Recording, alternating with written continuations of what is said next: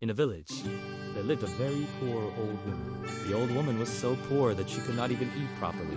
One day, the old woman gathered some bean seeds that the owner had thrown away from a field.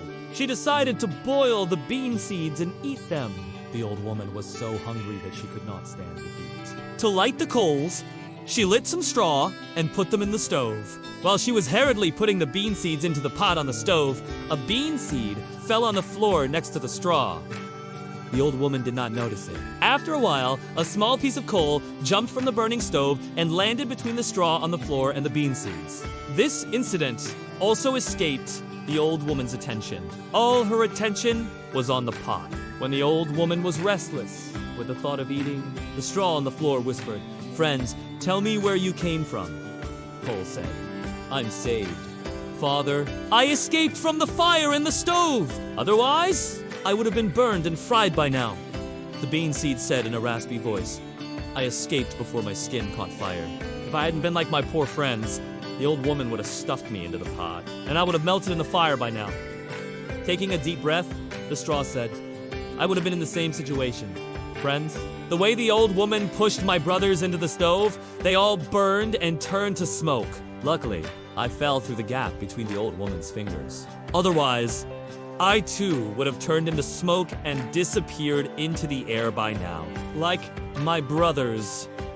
Cole asked, "What should we do now?" The cool-headed Seemadan said calmly, "Since we three friends have survived by the power of fate, the three of us should stay together.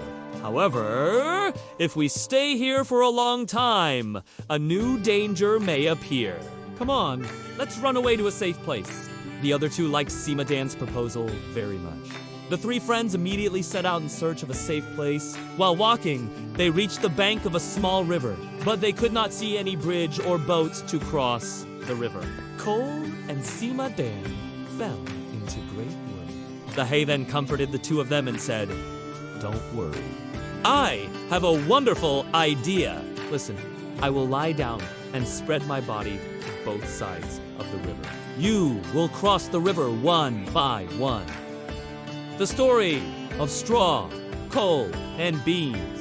As the story goes, the straw lay down and spread its body on both sides of the river. The coal felt quite dazed and set off on a new bridge made of straw. But when it went halfway and looked at the sound of water flowing under the bridge, the coal's soul was about to be released from its cage. It stood completely frozen in fear. It could not move. The piece of coal was so scared that it could not move forward. Meanwhile, the poor straw's body started burning, because the burning coal was standing in one place.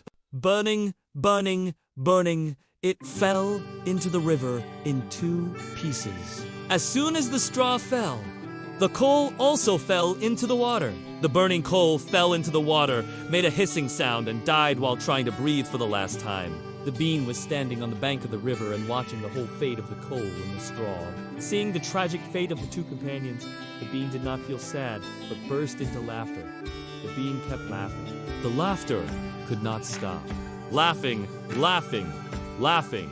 The bean's stomach burst. Like the straw and the coal, he was also going to die a little. But on the bank of the river, a tailor was resting in the shade of a tree. The tailor was very kind. Seeing the bean's stomach burst like that, he felt very sorry. He quickly took out the needle and thread, carefully sewed the bean's stomach. The bean survived. However, the bean did not forget to thank the tailor for saving his life. But because the tailor had sewn the belly of the seam with black thread, a black spot appeared on the body of the seam. Since then, the black spot can still be seen on all the seam beads.